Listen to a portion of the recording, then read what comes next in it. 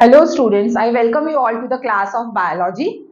So myself Farhat Sheikh, and today we are going to learn an interesting topic, that is transport of gases. So हमारे body में transport कैसे होता है gases का, that we are going to see here.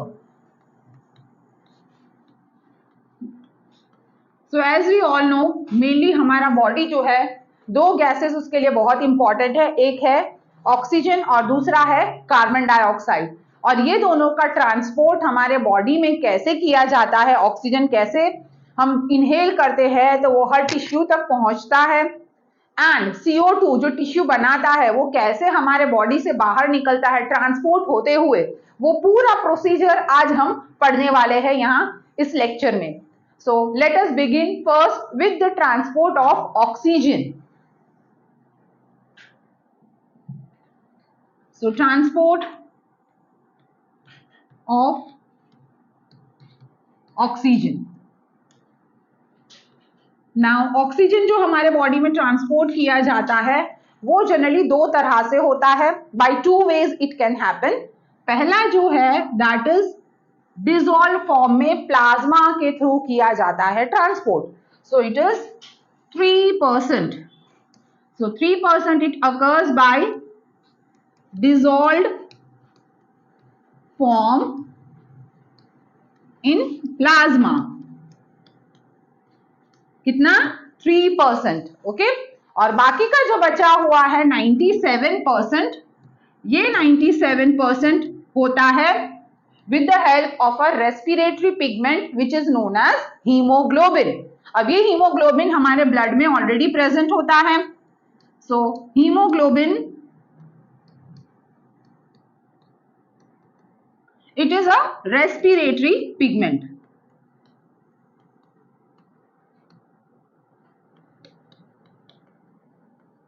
Now इस haemoglobin के पास mainly दो चीजें, दो पार्ट होता है, एक होता है हीम पार्ट और साथ में होता है ग्लोबिन पार्ट। हम पढ़ रहे हैं ऑक्सीजन का ट्रांसपोर्ट। ऑक्सीजन जो है वो यहाँ हीम के साथ में आकर बाइंड करता है। ये हीम जो है it is ion containing group Fe+2।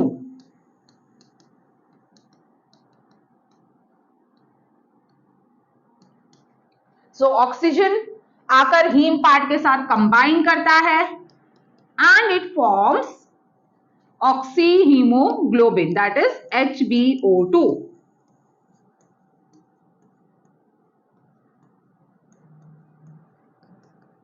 सो पूरे बॉडी में जो ऑक्सीजन का ट्रांसपोर्ट होता है मैक्सिमम 97% जो ट्रांसपोर्ट होता है that is in the form of oxyhaemoglobin. अब ये ऑक्सीहीमोग्लोबिन बनता कैसे है, let's see that.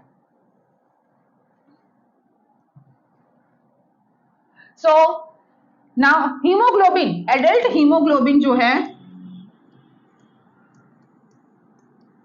I will write it in short as HbA।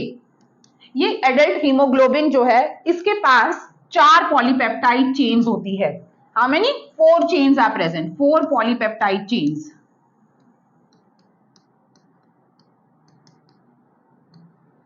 Of these 4 polypeptide chains, 2 are alpha chains and 2 are beta chains. So if we draw a structure of one hemoglobin molecule, suppose ऐसे दो alpha chains हैं और ये beta chains है। इन alpha और beta chain के पास प्रेजेंट होता है haem group. So this green colour का जो बना रही हूं ये है हीम ग्रुप। तो टोटल एक हीमोग्लोबिन के मॉलिक्यूल के पास 4 हीम ग्रुप होते हैं। इसका मतलब क्या हुआ, ये 4 हीम ग्रुप जो है यहां पर आकर बाइंड करेगा ऑक्सीजन।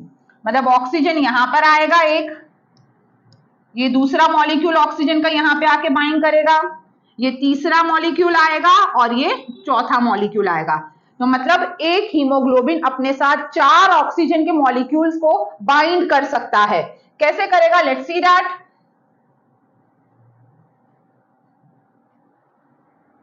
सो सपोज सबसे पहले हमारे पास है Hb। अच्छा, अब ये हीमोग्लोबिन के पास एज वी हैव सीन कि यहां पर 4 पॉलीपेप्टाइड चेन्स है, 4 पॉलीपेप्टाइड चेन्स है, तो मैं इस हीमोग्लोबिन को लिखती हूं ऐसे, दैट इज HB4। ओके, क्यों लिखा मैंने ऐसे? बिकॉज हीमोग्लोबिन के पास 4 पॉलीपेप्टाइड चेन्स है, that is why I am writing it as HB4। So now will see कैसे ये ऑक्सीजन हीमोग्लोबिन के साथ बाइंड करता है। इनिशियली हीमोग्लोबिन की एफिनिटी ऑक्सीजन की तरफ बहुत पुअर है, मतलब वो जबरदस्ती सबसे पहले ऑक्सीजन जाकर उसके साथ बाइंड करेगा। तो पहला मॉलिक्यूल ऑफ ऑक्सीजन जो होगा वो हीमोग्लोबिन के साथ जबरदस्ती जाकर बाइंड करके बनाएगा Hb4O2। ओके, क्या बना दिया? Hb4O2। नाउ अब जैसे जैसे ऑक्सीजन आता जाएगा हीमोग्लोबिन के पास, धीरे धीरे वो एफिनिटीज इंक्रीज होती जाएगी। सो नाउ ये Hb4O2 फिर से बाइंड करेगा ऑक्सीजन के साथ और बनाएगा Hb4O4। नेक्स्ट Hb4O4 और ज्यादा इंक्रीज हो जाएगी एफिनिटी, और एक ऑक्सीजन को ले लेगा और ये बना देगा Hb4O6। नेक्स्ट Hb4O6 फिर एक और ऑक्सीजन को ले लेगा और बना देगा Hb4O8। सो इसको इन शॉर्ट हम क्या लिखते हैं? HBO2। ये 4 1 जा 4 2 जा 8, सो HBO2। मतलब एक हीमोग्लोबिन के मॉलिक्यूल ने टोटल कितने ऑक्सीजन लिए? 4 ऑक्सीजन मॉलिक्यूल लिए। अब वो पूरा भर चुका है, अब उसके पास कोई खाली जगह नहीं बची है। तो now no more oxygen can bind with the molecule of haemoglobin. So this is how the binding of haemoglobin and oxygen is taking place to form oxyhaemoglobin. तो यहां से हम कह सकते हैं कि जब पहला ऑक्सीजन जो है मॉलिक्यूल हीमोग्लोबिन के साथ में बाइंड करता है तो यहां पर सैचुरेशन हो जाता है 25%, फिर ये सैचुरेशन हो जाता है 50%, धीरे धीरे ये इंक्रीज होता जाता है, next is 75% and finally 100% saturation हो जाता है हीमोग्लोबिन का। तो अगर इफ समबडी आस्क अस कि अगर 75% haemoglobin is saturated, it means कितने ऑक्सीजन मॉलिक्यूल बाइंड हुए हैं? It is 3 oxygen molecules. Clear? चलो, सो ये हो गई, हमने बात की कौन सी हीमोग्लोबिन? एडल्ट हीमोग्लोबिन की। एडल्ट हीमोग्लोबिन में इस तरह से बाइंडिंग होगा। Let us talk about the fetal haemoglobin. So a fetus developing in the mother's womb,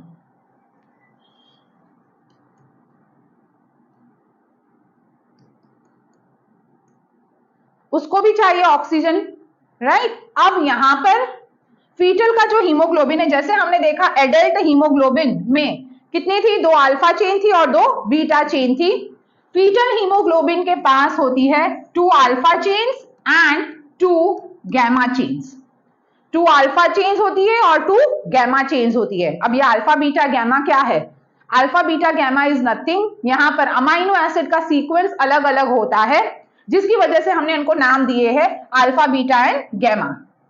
okay, so fetal haemoglobin के पास 2 alpha chain and 2 gamma chain होता है, नॉट 2 बीटा।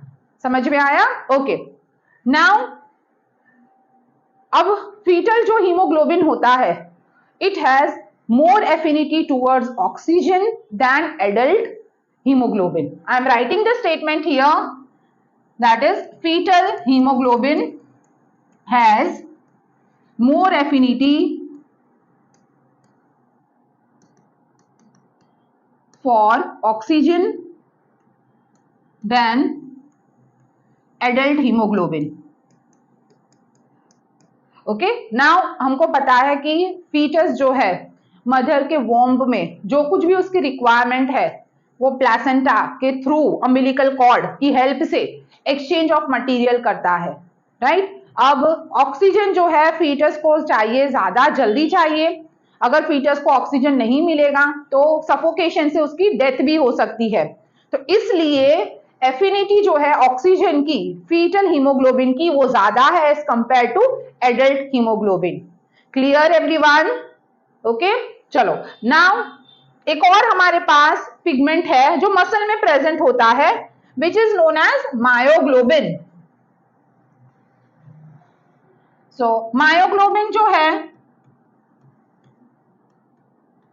उसकी एफिनिटी जो है to bind with oxygen is like it will bind only with one molecule of oxygen. So myoglobin can bind with only one molecule of oxygen, whereas hemoglobin can bind with 4 molecules of oxygen. Okay, so यहां से अब हम पढ़ेंगे सबसे important हमारा curve, that is oxygen dissociation, oxy haemoglobin dissociation curve. So let us move on to the curve that we are going to study.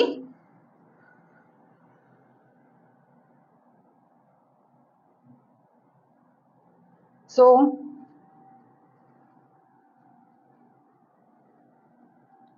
Oxy haemoglobin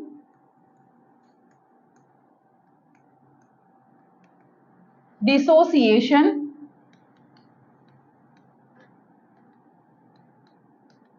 curve.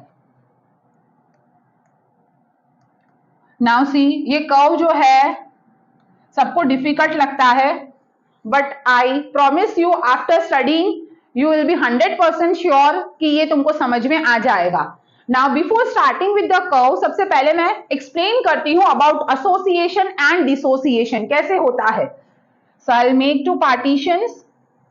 चलो, so सबसे पहले we have this alveoli. Okay, ये क्या है? Alveoli है, lungs में जो present होती है. यहां पर प्रेजेंट है हमारा ब्लड वेसल.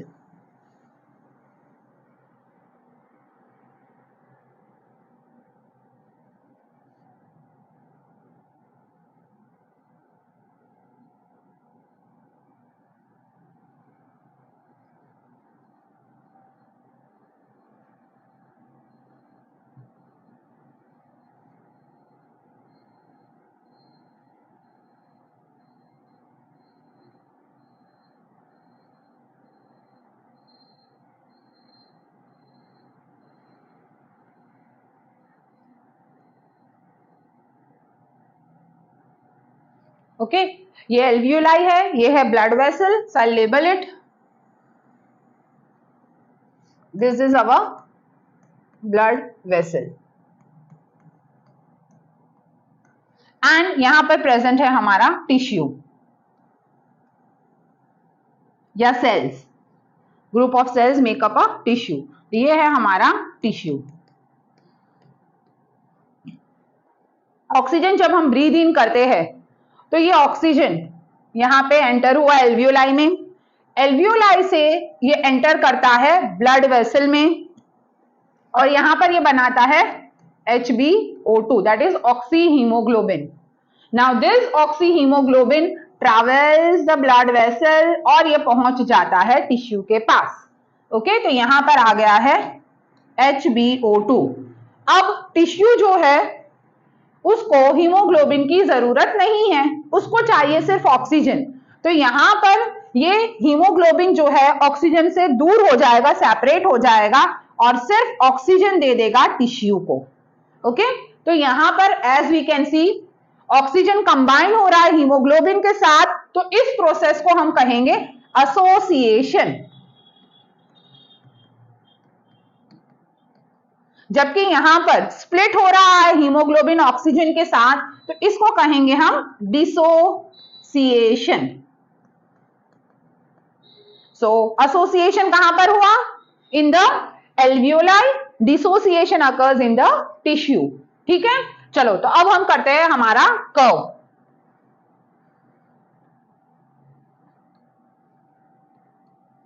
एक्स एक्सिस पर we are going to take partial pressure of oxygen, जबकि y एक्सिस पर will take percentage saturation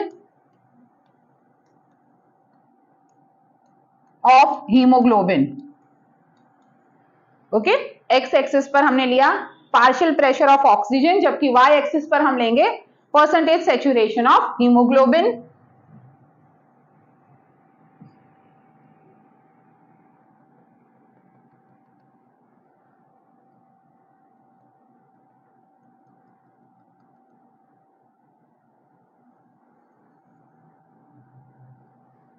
okay, so अब यहाँ पर ये जो कर्व मैंने बनाया है, this curve is for the normal human temperature that is 37 degree Celsius, और वी कैन से पीएच जो हमारे ब्लड का होता है 7.4 पीएच, तब का मैंने ये कर्व बनाया है। यहां पर हम देख सकते हैं कि ये जो कर्व है, ये कर्व पहले धीरे धीरे इंक्रीज हो रहा है एंड देन यहां आकर ये स्टेबल हो गया है। स्टेबल हो गया है इसका मतलब है कि 100% सेचुरेशन अचीव कर लिया है, राइट? मतलब 4 मॉलिक्यूल्स ऑक्सीजन के यहां पर कंप्लीटली बाइंड हो चुके हैं। तो अगर हम इसका आधा करते हैं तो यहां पर हो जाएगा 50% सेचुरेशन। अब ये जो 50% सेचुरेशन है, इसकी एक्स एक्सिस पर जो वैल्यू होगी that is known as P50, that is the partial pressure when haemoglobin is 50% saturated. कितना है? P50 is partial pressure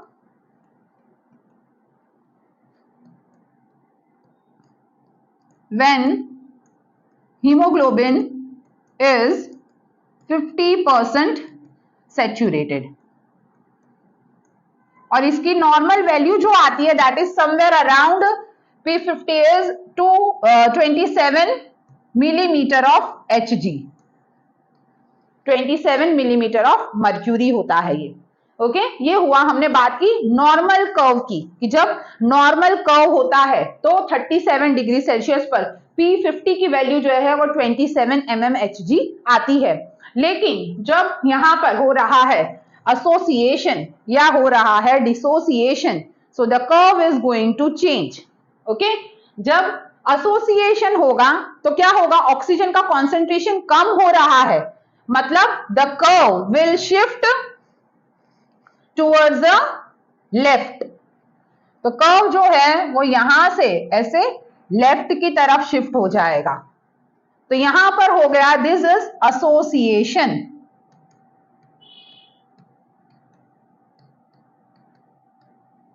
right? और जब ऑक्सीजन की एफिनिटी यहां पर क्या हो गई? बढ़ गई, डिसोसिएशन हुआ, टिश्यू ने इसको ले लिया है। तो जब डिसोसिएशन होगा तब जो कर्व होगा, दिस कर्व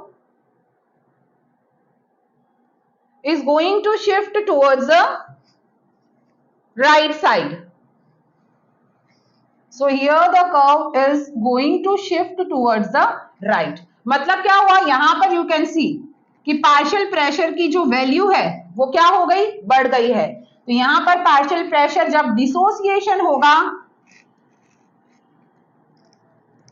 तब वैल्यू ऑफ पार्शियल प्रेशर बढ़ जाएगी, और जब एसोसिएशन होगा तब पार्शियल प्रेशर की जो वैल्यू है वो कैसी हो जाएगी? कम हो जाएगी। So you can see here the value of partial pressure here decreases.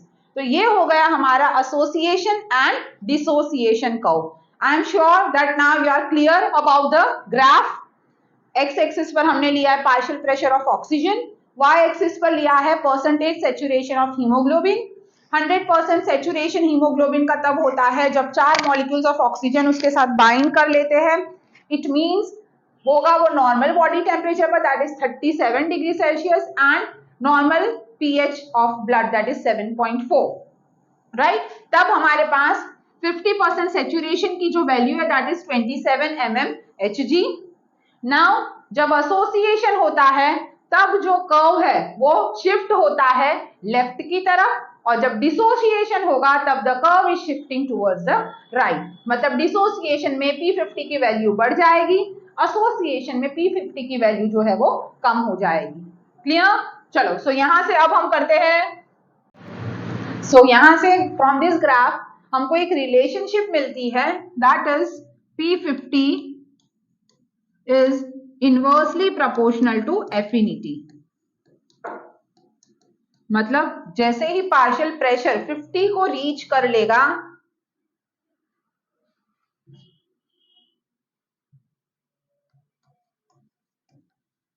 जैसे ही पार्शियल प्रेशर 50 को रीच कर लेगा, 50% सेचुरेशन होगा, फिर उसकी एफिनिटी ऑक्सीजन की तरफ बढ़ती जाएगी और वो फटाफट बाइंड हो जाएगा ऑक्सीजन के साथ। Alright, so now let us see the differences between the association and the dissociation।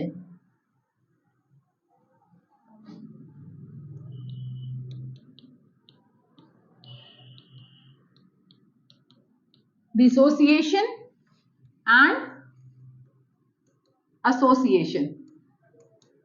सो अभी हमने देखा एसोसिएशन कहां पे हुआ था, through the diagram I have already explained. Yes, association take place in the alveoli, that is lungs, जबकि dissociation takes place in the tissue. Now if we talk about the graph, तो association में tell me partial pressure of oxygen बढ़ेगा या कम होगा? So during association the partial pressure of oxygen increases. Now when partial pressure increases, जब partial pressure increase होगा oxygen का, this implies the partial pressure of carbon dioxide decreases. Okay, जब oxygen का partial pressure बढ़ेगा तो CO2 का decrease होगा, तभी तो ट्रांसपोर्ट हो पाएगा, मूवमेंट होगा। अब ये जो CO2 है इसकी वजह से कुछ फैक्टर्स अफेक्ट होते हैं। ओके, जैसे टेम्परेचर है, pH है, pH की जगह आई will right H plus concentration, then तीसरा 2,3 bisphosphoglycerate, that is BPG, 2,3 BPG। अब जैसे ही कार्बन डाइऑक्साइड का पार्शियल प्रेशर कम हो गया, बॉडी का टेम्परेचर कम हो जाएगा, H प्लस कॉन्सेंट्रेशन जो है वो भी डिक्रीज हो जाएगा, एंड 2,3 बिसफॉस्फोग्लिसरेट इसका भी अमाउंट जो है वो डिक्रीज हो जाएगा। नाउ pH में देखो यहां पर H प्लस का कॉन्सेंट्रेशन कम हो गया, मतलब pH क्या होगा? pH बढ़ जाएगा। H प्लस कॉन्सेंट्रेशन डिक्रीज होगा, pH बढ़ जाएगा। उसका अपोजिट होगा डिसोसिएशन में। सो डिसोसिएशन में पार्शियल प्रेशर ऑफ ऑक्सीजन जो है यहां पर डिक्रीज होगा। ओके, तभी तो CO2 को लेगा ना। So partial pressure of oxygen decrease हुआ, इंप्लाइज कार्बन डाइऑक्साइड का जो पार्शियल प्रेशर है वो बढ़ जाएगा। सो साइमल्टेनियसली टेम्परेचर इंक्रीज होगा, H प्लस का जो कॉन्सेंट्रेशन है वो भी इंक्रीज हो जाएगा, एंड 2,3 BPG बिसफॉस्फोग्लिसरेट ये इसका अमाउंट भी बढ़ जाएगा। H प्लस कॉन्सेंट्रेशन बढ़ा मतलब pH जो है वो क्या हो जाएगा? यहां पर डिक्रीज हो जाएगा। राइट, नाउ डिसोसिएशन में हमने देखा the curve will shift towards the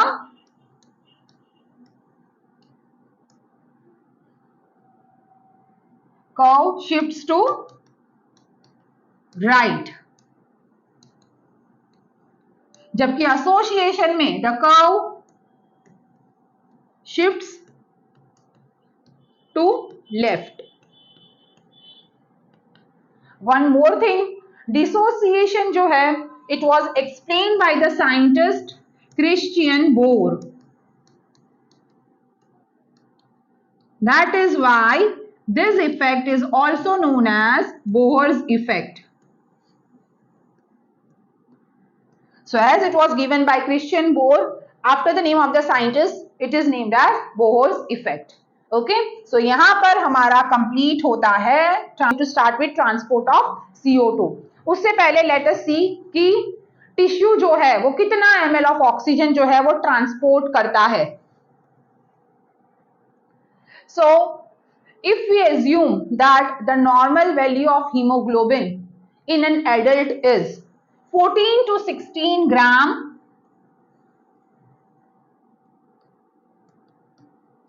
per 100 ml of blood,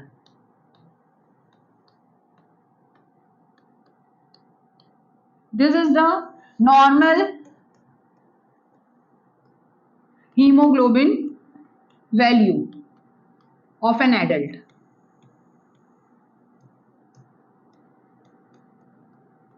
okay, normal haemoglobin value of an adult is 14 to 16 ग्राम, मतलब वो सब में वेरी करता है, किसी का 11 हो सकता है, किसी का 13 हो सकता है, 12 हो सकता है, 15 हो सकता है, it can be varying for different person. And we all know कि अगर हीमोग्लोबिन की वैल्यू कम हो जाती है, इफ इट गोज टू 10 और below 10 then the person is called anaemic. Right, चलो, सो नाउ अब हमारे पास कितनी हीमोग्लोबिन है? एक हीमोग्लोबिन जो है उसकी कैपेसिटी है 1.34 ml ऑफ ऑक्सीजन को कैरी करने की। और अगर हम मान लेते हैं कि suppose average value of haemoglobin is 15 ग्राम, 15 ग्राम हमने एक एज्यूम कर ली है 100 ml ऑफ ब्लड में। ओके, ये एक एवरेज वैल्यू हमने ऐसे एज्यूम की है कि सपोज इट इज 15 ग्राम पर 100 ml ऑफ ब्लड। तो अगर 1 gram of haemoglobin transports 1.34 ml of oxygen, कितना 1.34 ml ऑफ ऑक्सीजन, तो अगर हमारे पास 100 ग्राम ऑफ ब्लड है तो इट ट्रांसपोर्ट्स, हमने नॉर्मल वैल्यू लिया 15 into 1.34, so it will come to 20.1 ml। कितना आएगा 20.1 ml। नाउ अब अगर हमने एक एस्टिमेटेड वैल्यू डिराइव की है कि जो आर्टीरियल ब्लड होता है वो ट्रांसपोर्ट करता है approximately 19.4 ml of oxygen, and venous blood जो है वो रफली ट्रांसपोर्ट करता है 14.4 ml ऑफ ऑक्सीजन। तो अगर हम कैलकुलेट करते हैं कि एक जो ऑक्सीजन का जो ट्रांसपोर्ट होगा वो कितना होगा, so average oxygen transported,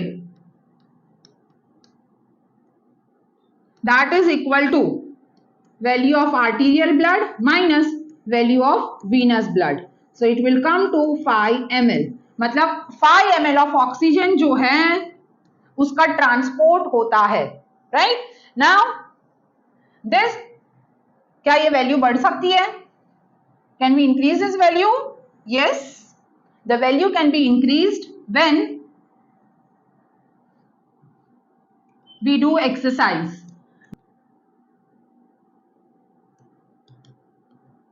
okay, so ये 5 ml ऑक्सीजन ट्रांसपोर्ट होता है, नॉर्मल वैल्यू है ये। ओके, जब एक्सरसाइज करते हैं, एक्सरसाइज क्या मतलब, हमने रनिंग किया, वॉकिंग किया, फास्ट ब्रिस्क वॉकिंग किया, तो at that time this value can reach up to 15 ml। तो ये इंक्रीज हो सकती है अप टू 15 ml, मतलब 15 ml जितना ऑक्सीजन का ट्रांसपोर्ट हो सकता है। ऑलराइट, तो यहां पर we have completed the transport of oxygen. Okay, so let us start with transport of CO2। Now before starting with transport of CO2, first of all let me mention that CO2 is 20 times more soluble, 20 times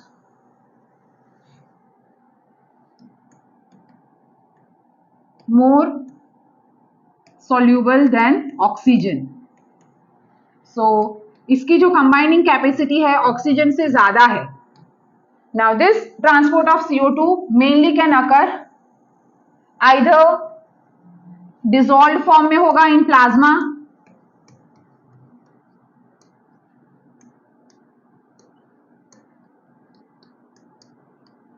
which is going to be 7%। Plasma में dissolve form में 7% होगा। It can occur around 20 to 25%। CO2 binds with hemoglobin and form carbaminohemoglobin। so this is carbaminohemoglobin। now children remember one thing, this is carbaminohemoglobin, not carboxyhemoglobin। Carboxyhaemoglobin कब बनता है? when carbon monoxide combines with hemoglobin, तब बनता है carboxyhaemoglobin. so don't get confused with these two terminologies।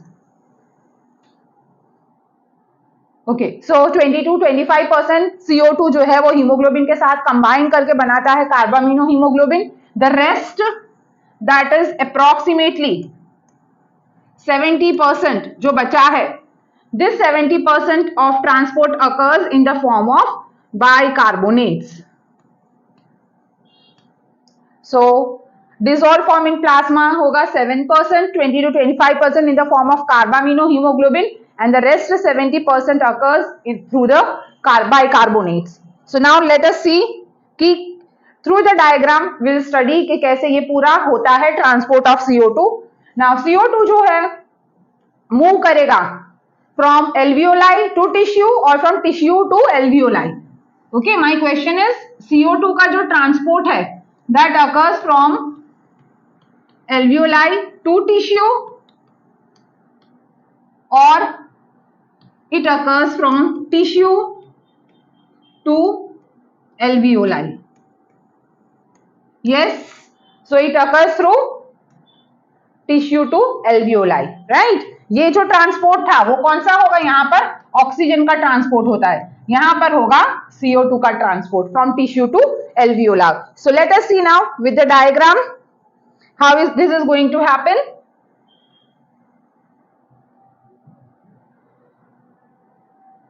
So ये है हमारा cell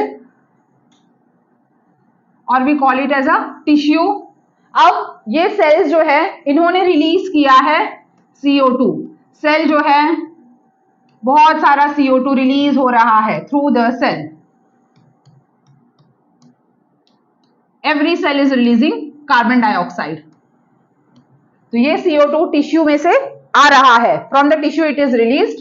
now here we are having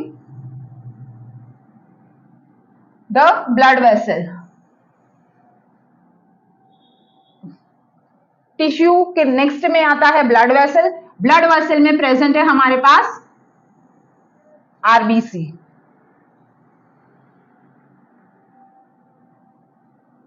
तो ये है हमारा RBC. This is our tissue.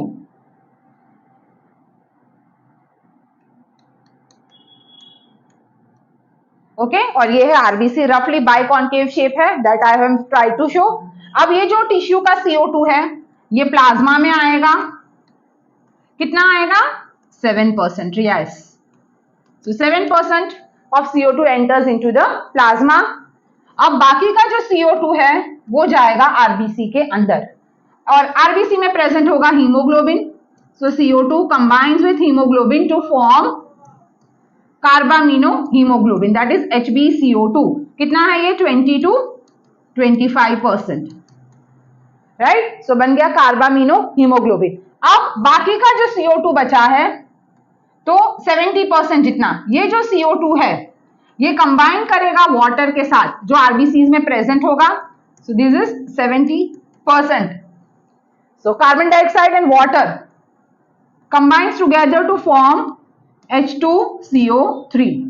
Now this will occur in presence of an enzyme carbonic anhydrase, which is the fastest enzyme in the human body, and it is functioning in presence of a prosthetic group. The prosthetic group here is zinc.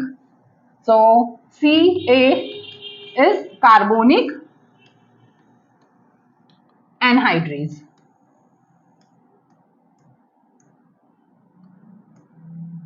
Okay, चलो तो अब H2CO3 बन गया है. ये H2CO3 dissociate करके बना देगा H plus and HCO3 minus ion. H plus अब जैसे ही बनेगा आरबीसी के अंदर तो now the acidity in the RBC will increase. तो ये एसिडिटी को कंट्रोल करने के लिए जो हीमोग्लोबिन है, आरबीसी का बचा हुआ जो हीमोग्लोबिन है उसके साथ ये H प्लस कंबाइन करके बना देगा HHB, that is haemoglobinic acid. So ये HHB जो है this is haemoglobinic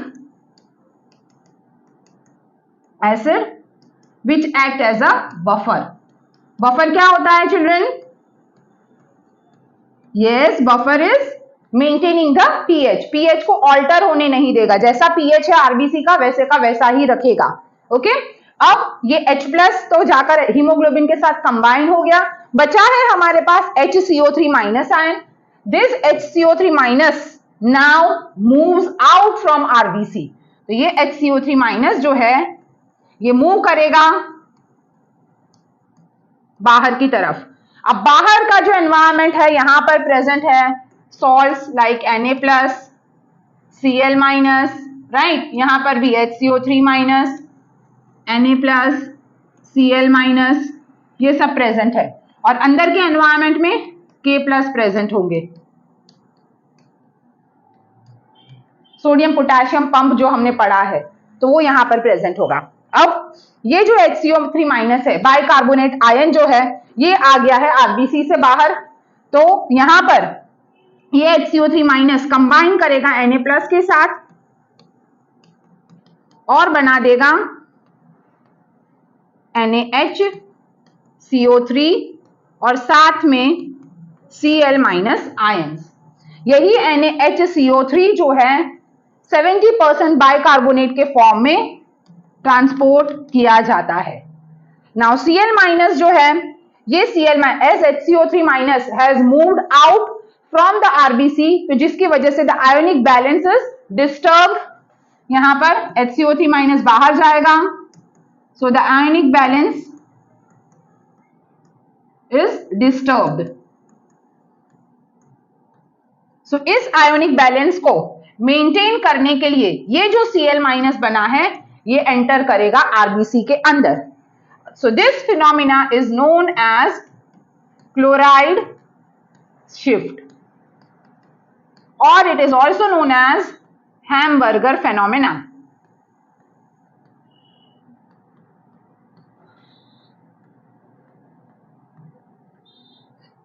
C make this very clear, ये जो प्रोसेस है बाइकार्बोनेट वाला वेरी इंपॉर्टेंट इट इज। क्या हुआ, CO2 ने एंटर किया आरबीसी में, कंबाइन किया वाटर के साथ in presence of carbonic anhydrase enzyme using prosthetic group Zn+2, बनाएगा carbonic acid H2CO3। This H2CO3 dissociates to form H+ and HCO3 minus ion.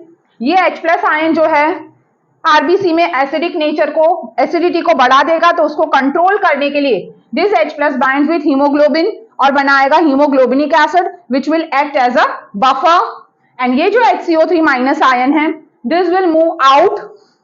Now as HCO3 minus whenever it goes out it combines, बाहर के surrounding का जो NaCl है उसके साथ bind करके वो बना देगा NaHCO3, यही है हमारा 70% वाला बाइकार्बोनेट, और साथ में बनाएगा क्लोराइड आयंस। नाउ जैसे ही HCO3 माइनस बाहर निकला है उसकी वजह से आयोनिक बैलेंस आरबीसी का डिस्टर्ब हो गया है, तो यही मेंटेन करने के लिए Cl- जो है एंटर करेगा फिर से आरबीसी के अंदर, and the process is known as chloride shift, और it is also known as Hamburger phenomena. Clear till here? चलो, तो ये हो गया हमारा। अब हमको क्या हुआ है, टिश्यू से ब्लड वेसल के अंदर पहुंच गया है CO2 in the form of bicarbonate. अभी हमको इसे ब्लड वेसल से एल्वियोलाई के पास भेजना है। सो नाउ लेट अस सी कैसे वो जाएगा। So next, now we have here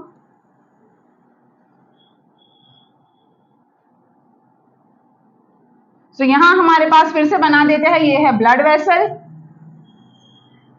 जिसके अंदर हमारे पास दिस इज अवर आरबीसी।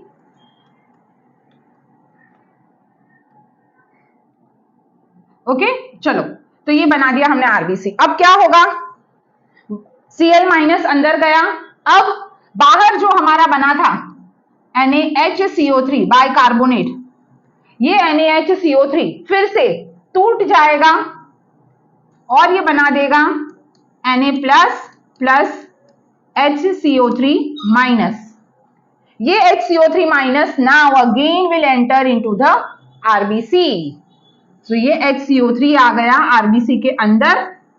ये HCO3 माइनस जैसे ही अंदर आएगा तो यहां पर जो हमारा HHB बना था हीमोग्लोबिनिक एसिड, वो फिर से सेपरेट हो जाएगा into haemoglobin and H plus ion, ये H प्लस आयन आकर बाइंड करेगा HCO3 माइनस के साथ और बना देगा H2CO3 एंड दिस H2CO3 वापस क्या करेगा, अब ये इन presence of carbonic anhydride enzyme बना देगा CO2 plus water in presence of carbonic anhydrase enzyme. So now this CO2 will have to move. So अब ये जो CO2 बना है, ये CO2 बाहर की तरफ मूव करेगा into the alveoli. So this is alveoli. CO2 आ जाएगा यहां बाहर और फिर यहां से it will be removed out from the body. Okay, so here as HCO3 minus अब यहां पर अंदर गया था, तो अंदर हमने देखा था क्लोराइड आयंस थे, ऊपर वाले प्रोसेस में हमने देखा था here in the previous slide we have seen कि ये जो Cl माइनस क्लोराइड शिफ्ट के थ्रू अंदर गया था।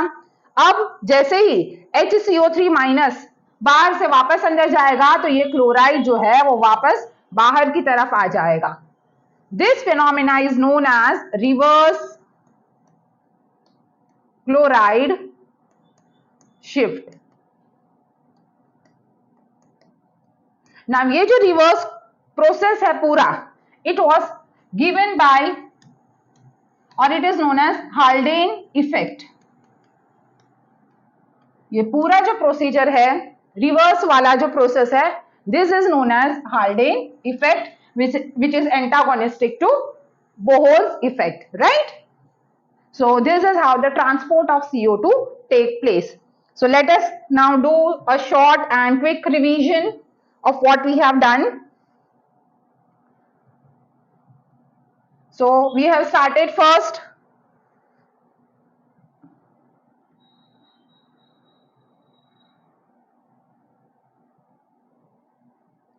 so transport take place, oxygen जो है उसका ट्रांसपोर्ट दो फॉर्म में होगा, एक 3% डिसॉल्व फॉर्म में, दूसरा 97% जो है where haemoglobin combines with oxygen and forms oxy haemoglobin. And then कैसे एडल्ट हीमोग्लोबिन जो है 4 ऑक्सीजन को अपने साथ बाइंड कर सकता है, that we have seen over here. Then fetal hemoglobin जो है that has more affinity as compared to adult hemoglobin. Also we have seen जो मायोग्लोबिन है वो सिर्फ एक ही ऑक्सीजन मॉलिक्यूल के साथ बाइंड कर सकता है। Then one more thing we have scene,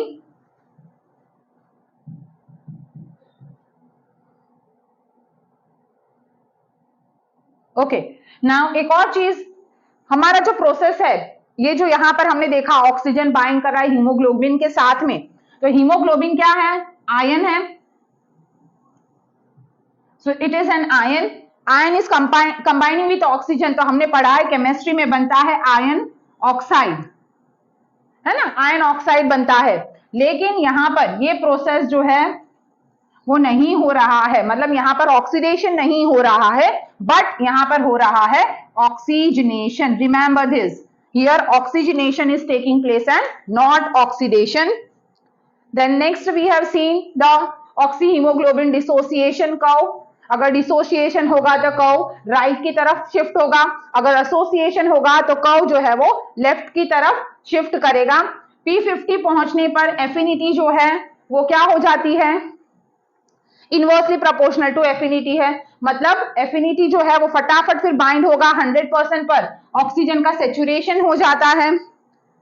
then next हमने डिफरेंस देखा association and dissociation. Association is given by the scientist Christian bore, इसलिए हमने नाम दिया था उसको बोहर्स इफेक्ट। देन नेक्स्ट हमने देखा था एवरेज ऑक्सीजन जो ट्रांसपोर्ट होता है ह्यूमन ब्लड में, दैट इज 5 ml ट्रांसपोर्ट किया जाता है।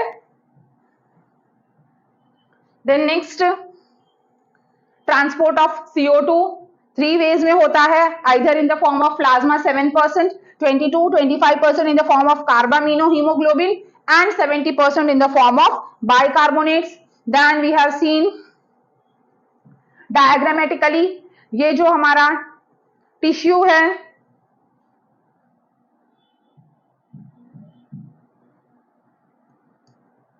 So this is our tissue, ये टिश्यू बनाता है CO2, CO2 एंटर करता है आरबीसी में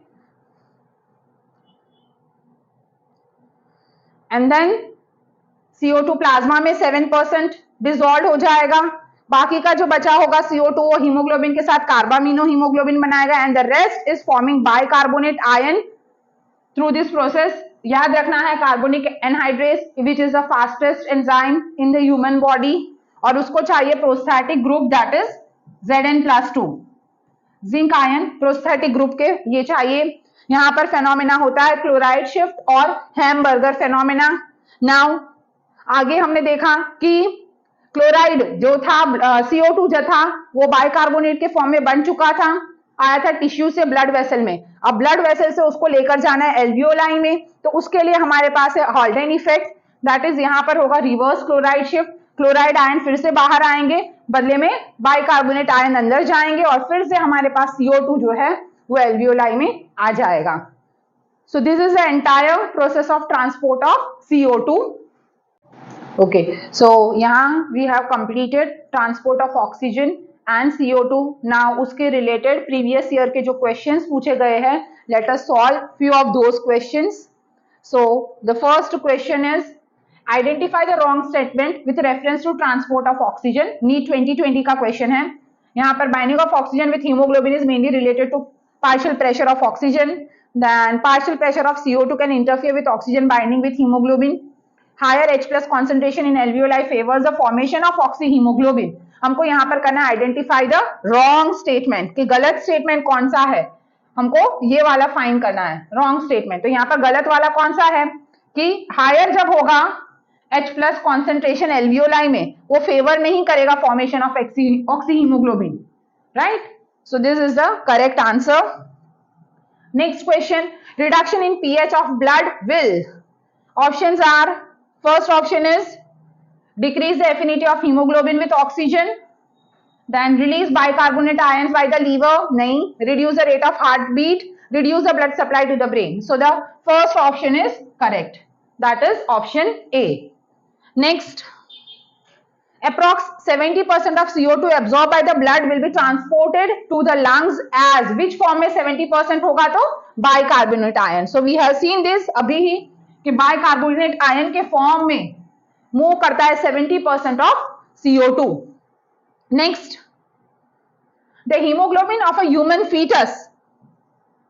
Okay, the hemoglobin of a human fetus कैसा है? Has only 2 protein subunit instead of 4? No, 2 alpha chain. यहाँ पर हमको पता है क्या है, 2 alpha and 2 gamma chains है. Has a higher affinity for oxygen than that of an adult? Yes, this is correct. है ना? Lower affinity नहीं है.